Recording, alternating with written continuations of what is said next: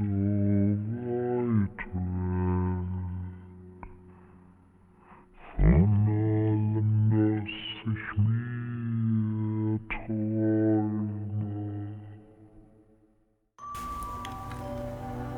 existencia es un eco apagado en el vasto abismo de la indiferencia.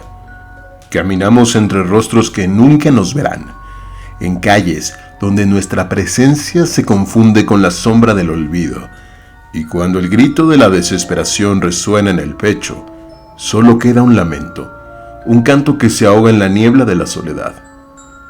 Este es Lament, la obra que Tilo Wolff nos entrega en su álbum homónimo del 2025 y que hoy desentrañaremos hasta sus últimas consecuencias. Acompáñenme en este viaje a través de la angustia, la alienación y el deseo de romper con una realidad asfixiante. Un análisis hermenéutico minucioso, donde exploraremos cada rincón de esta composición y los abismos que nos susurra al oído. Publicado en 2025, Lament representa un punto de inflexión en la trayectoria de Lacrimosa. Con una carga emocional arrolladora, esta canción retoma las temáticas más oscuras y existenciales de la obra de Lacrimosa, sumergiéndose en la psique de un alma atormentada por su incapacidad de conectar con el mundo que le rodea. Esta no es la primera vez que Lacrimosa explora estos temas. Desde Angst hasta Leidenschaft, la banda ha construido un vasto mausoleo de melancolía y desesperación. Sin embargo, Lament lleva esta introspección un paso más allá, presentando un protagonista que ya no solo sufre en la sombra, sino que acepta su condición de espectro en un mundo que nunca lo reconocerá. Musicalmente, Lament es una pieza que oscila entre la solemnidad y el desgarro. La instrumentación recuerda la sobriedad de álbumes primigenios, mientras que la estructura narrativa evoca la evolución introspectiva de sus dos predecesores, Testimonium y Leidenschaft, que, junto con ellos, conforman la trilogía de las tormentas.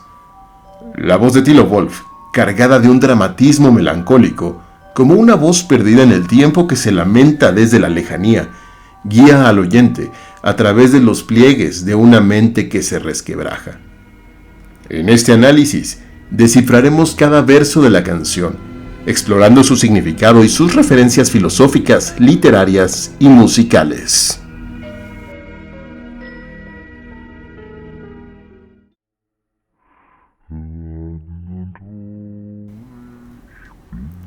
Estoy tan lejos de todo cuanto sueño y ansío. ¿Dónde y cuándo estoy? Temo perder lo poco bueno que he tenido. Yo ya no puedo más. No soporto mi mundo ni a mí mismo. Pero nadie me ve. Y nadie me conoce. Me quedo aquí, dentro de mí.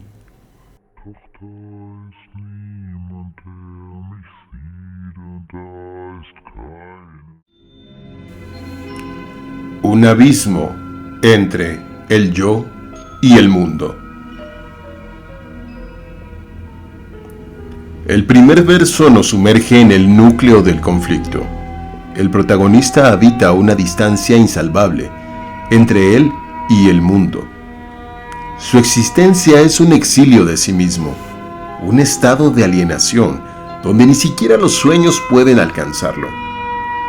Esta sensación de desconexión se asemeja a la filosofía de Arthur Schopenhauer, quien describía la vida como un sufrimiento constante, en donde la voluntad lucha inútilmente contra un mundo que es indiferente.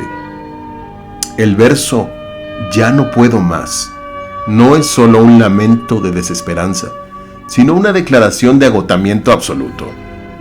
La palabra en alemán "ertragen", soportar, enfatiza el peso insoportable de la existencia, un motivo recurrente en la poesía gótica y en la literatura simbolista de Baudelaire y Novally.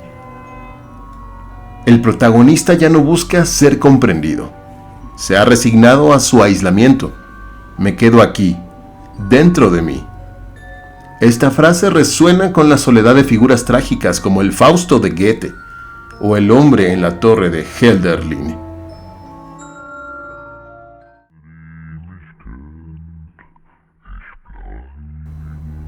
Rodeado de ustedes, vivo una vida sin un solo ruido. Incluso si me ven, solo miran a través, sin jamás mirar dentro. Yo, inexplorado, aún sin cartografiar, aún sin ser hallado. Así permanezco intocable. Así sigo en perpetua aflicción. Me quedo aquí, dentro de mí.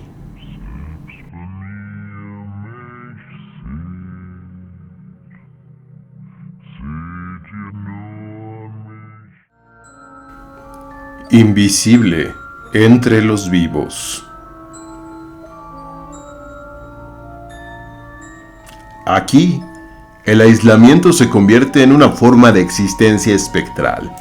El protagonista se mueve entre los demás, pero sin dejar rastro. Vive una vida sin un solo ruido. Ilustra la desconexión absoluta.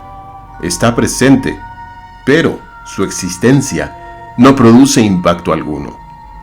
Este pasaje recuerda el concepto de solipsia, una visión filosófica en la que el individuo solo puede estar seguro de su propia conciencia, pero nunca de la existencia real de los otros. También evoca la antigua existencial de Sartre, en La náusea, donde el mundo se torna un lugar vacío de significado. La metáfora del protagonista como inexplorado y aún sin cartografiar nos remite al romanticismo alemán, donde el alma humana es concebida como un territorio inexplorado y misterioso. Esta imagen poderosa refuerza la sensación de soledad cósmica de un individuo cuya existencia jamás será reconocida, ni siquiera registrada.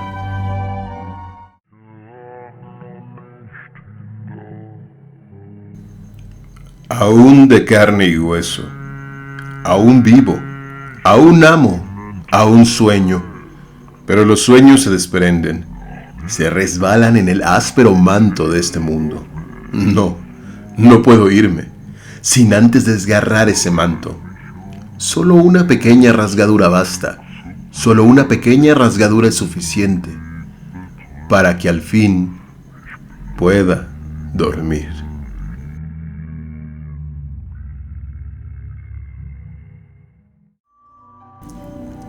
La fragilidad del soñador en un mundo implacable.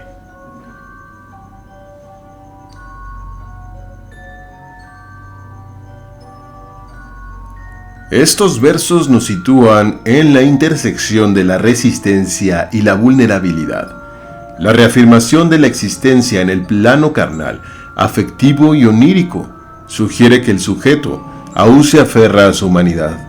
Sin embargo, esta afirmación se ve inmediatamente amenazada por la imagen de los sueños que se desprenden.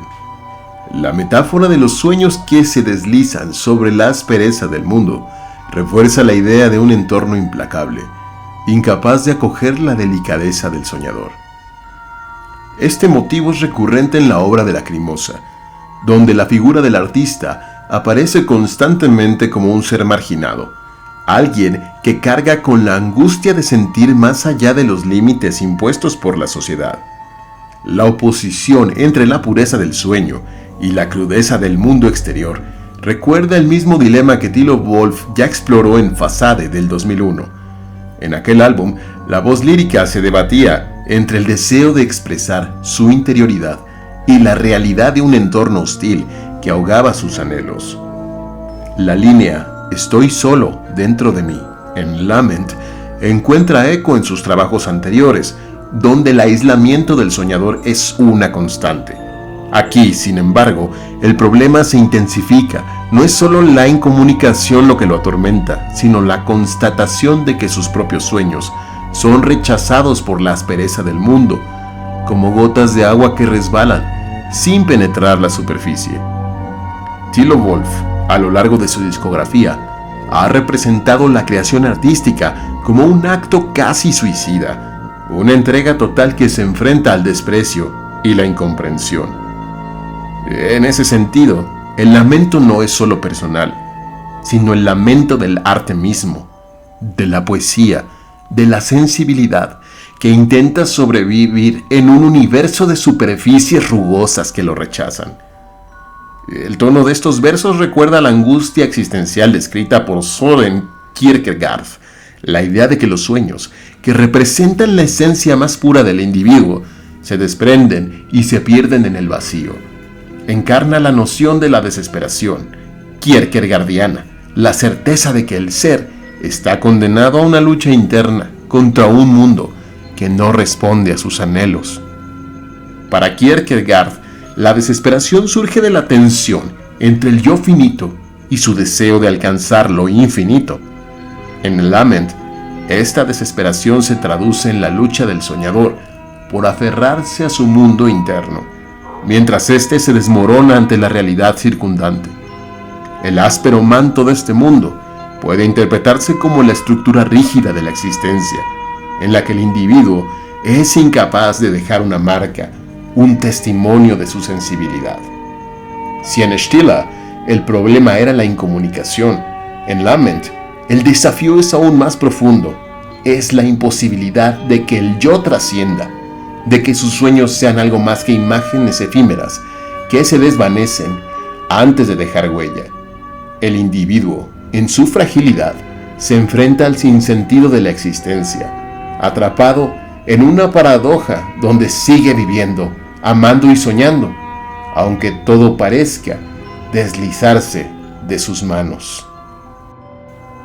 Esta visión trágica conecta a Lacrimosa con la tradición del existencialismo filosófico y la literatura del absurdo. Como en El extranjero de Camus o en La náusea de Sartre, el protagonista de Lament se encuentra atrapado en un mundo que no solo lo ignora, sino que activamente resiste su presencia. Sin embargo, a diferencia del existencialismo ateo, la obra de Lacrimosa deja entrever una lucha por trascender, un deseo de romper el manto áspero de la realidad, aunque sea con un pequeño rasguño. En última instancia, Lament no es solo una elegía a la incomprensión del artista, es un testimonio de la angustia de ser, de la lucha constante entre la sensibilidad y la crudeza del mundo. Es el grito silencioso de quien aún sueña, aunque sus sueños se deslicen, incapaces de enraizarse en una realidad que no los quiere acoger. En Lament, Thilo Wolff y Anne Nurmi nos sumergen en una meditación profunda sobre la condición del soñador en un mundo que parece diseñado para rechazar la sensibilidad. La canción no es solo un grito de angustia, sino es el testimonio de la lucha perpetua entre la fragilidad del individuo y la indiferencia del entorno. Como en una tragedia existencial, el protagonista sigue respirando, sigue amando, sigue soñando, aunque el mundo se empeñe en erosionarlo. Esa metáfora del áspero manto sintetiza el dilema del artista. Sus sueños, en su pureza, no logran aferrarse a la realidad, pero su espíritu sigue buscando una fisura, un resquicio por el cual atravesar hacia algo más. En ese sentido, Lament no solo expresa desesperación, sino que insinúa una posibilidad de resistencia. Mientras haya un pequeño rasguño en la coraza de la existencia, aún queda espacio para la esperanza, para la posibilidad de que el soñador encuentre un refugio donde sus anhelos puedan enraizarse y florecer. Así, Lament se erige como una obra crucial en la discografía de Lacrimosa, un nuevo capítulo en su exploración de la soledad, la angustia y la necesidad de trascender. No es solo un lamento por la dureza del mundo, sino una oda a aquellos que, a pesar de todo, siguen soñando.